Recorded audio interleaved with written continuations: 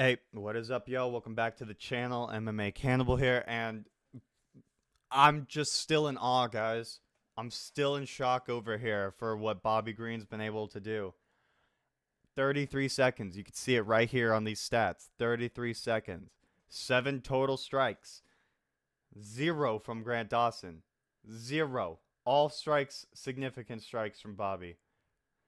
In the first round, I mean, you know, hats off to Bobby. Here's a little clapperoo for you. And wow, Bobby Green is now ranked, you guys. As of today, he's now ranked number 13. Dawson got bumped down to number 15. Dan Hooker's ranked at number 9 spot.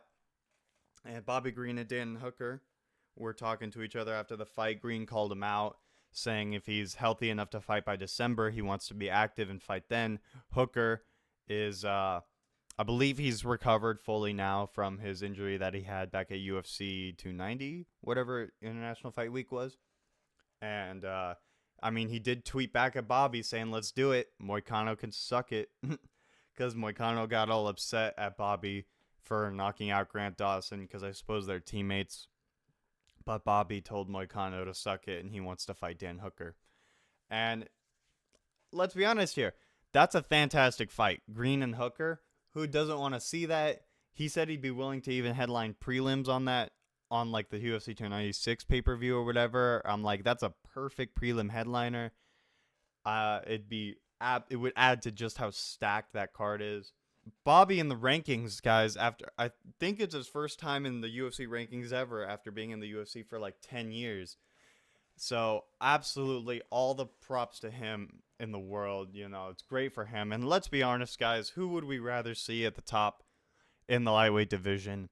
A guy who's exciting and fun and trash talks like Bobby, or a guy who's basically the American Islam Makhachev, but with even less personality and less finishing ability in Grant Dawson? Like, the choice is obvious, guys. So this is the MMA gods giving us a little treat right here. It seems like the only downside for it, really, for me, was just that it was the only pick that I got wrong. Because Joe Pyfer, I got right. I didn't pick a submission, obviously, but that's his first submission win in like 4 years. So I don't know who would have picked that. But I still got the finish and the winner right. So like I don't care. Joaquin Buckley by decision though, I got that one to a T. And Buckley, I think, now gets a top 15 welterweight.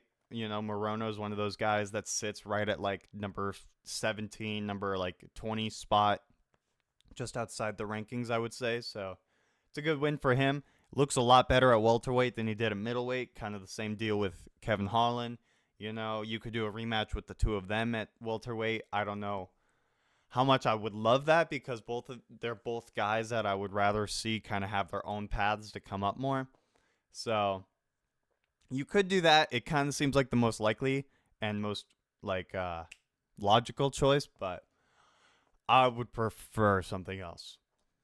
Drew Dober, I got that one right. I picked the second round instead of the first. I thought Ricky might have been a little more durable, but you grab the glove like that, and that's what you get. So Drew Dober now with the most knockouts in UFC lightweight history as well. So good for him. The return of the Gigachin.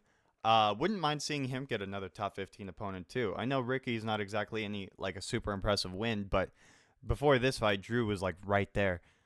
And I would really love. He's another one of those guys that's just like he needs to be on every pay per view. Anytime you get him, it's a pay per view, bro. Like it's gotta be. It's knockout or get knocked out with Drew, and he shouldn't be in the Apex. That's a crime. I also got Bill Algeo over Alexander Hernandez, right? I picked him by a knockout because I didn't like the way Alexander Hernandez usually looks at featherweight. But I'll take the decision. I still got the winner right, so I don't really care too much. I don't really care too much for either of these guys, though, so I'm not even going to talk about their future. Diana Belbita losing to Karolina Kovacevic. I knew it. If she's semi-attractive and is on the come-up, then do not pick her. That's the rule of thumb right there. And look, lo and behold, it worked out for me. So, But overall, pretty entertaining fight card. Definitely some exciting outcomes from it. And really looking forward to the future of Bobby Green's career and kind of what happens with Joe Pyfer, what's going to happen with Joaquin Buckley, Drew Dober. Just always excited to see another fight of his. You know, always looking forward to it.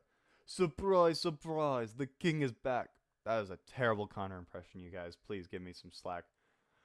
Derek Lewis is replacing Curtis Blades in UFC Sao Paulo versus Jailton Almeida. I don't know if you guys have been staying somewhat up to date with that fight night card. It's a pretty decently stacked one.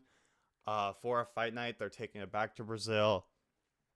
And it's supposed to be Jailton Almeida versus Curtis Blades, as you could see, and that would have been a great test in grappling for both guys, because that's the kind of fight, if Blades wins it, then he's right back there for like 1 or 2 wins away from a title shot again that he would probably just lose again. But if Almeida wins it, then we can see that he's not just ragdolling people that have like no grappling ability, but we can see that he would actually be able to do that to people who know somewhat what they're doing on the ground and how to defend themselves, But now we're not going to get to see that. Now we're going to get to see this fight reminds me a lot of actually Derek Lewis versus Curtis Blades. I'm honestly curious to see if Lewis is just going to get another uppercut knockout like he did against Blades when Almeida goes in for some sort of, takedown. I don't think it will happen. I think Almeida's a lot bigger than Blades. He's a lot more explosive too and stronger. So I think he'll be able to take the shot better. I think he'll also be expecting it a lot more.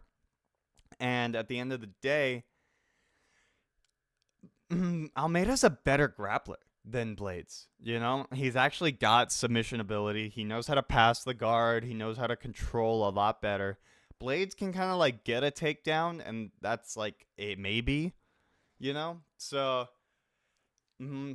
I see a lot of people immediately just being like, Lewis, no. Lewis, why?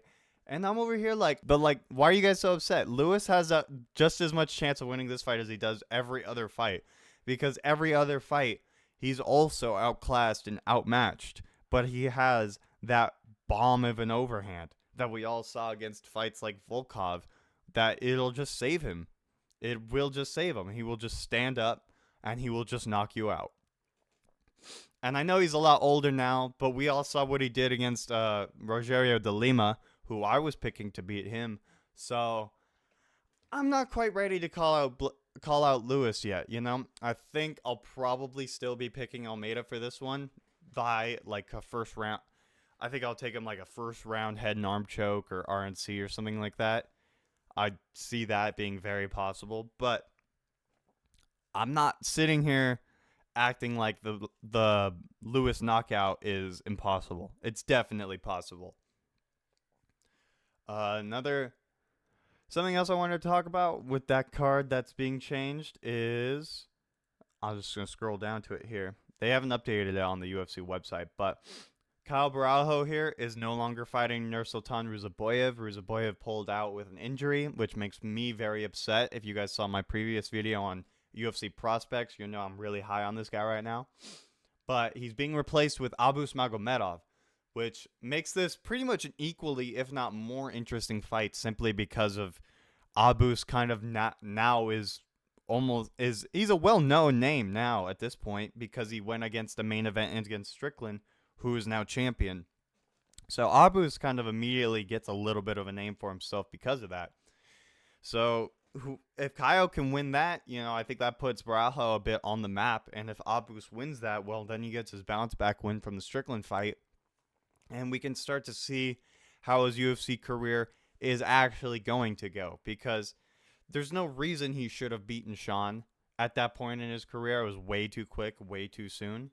So now we can kind of see him like actually go through the UFC how he's supposed to. And that's what's going to make this fight a lot more interesting, I think, is how does Abus look against somebody who's actually more of his level than against somebody who's way above him. You know what I mean? So that's definitely an exciting looking fight. A lot of exciting fights coming up that I'm looking forward to. This Yusuf Barboza card is looking crazy, you guys. I can't wait to talk about it. I'm going to make a video about it later this week and break it down a little bit, go through some of my favorite fights on it, some of my predictions and picks, and just how much I'm looking forward to it, really. And yeah, so anyways, thank you guys for watching. Please like, comment, and subscribe if you enjoyed the video, and let me know who you guys think is going to win between Derek Lewis and Jailton Almeida. That one's an interesting matchup to me. Thank you guys for watching. Stay on.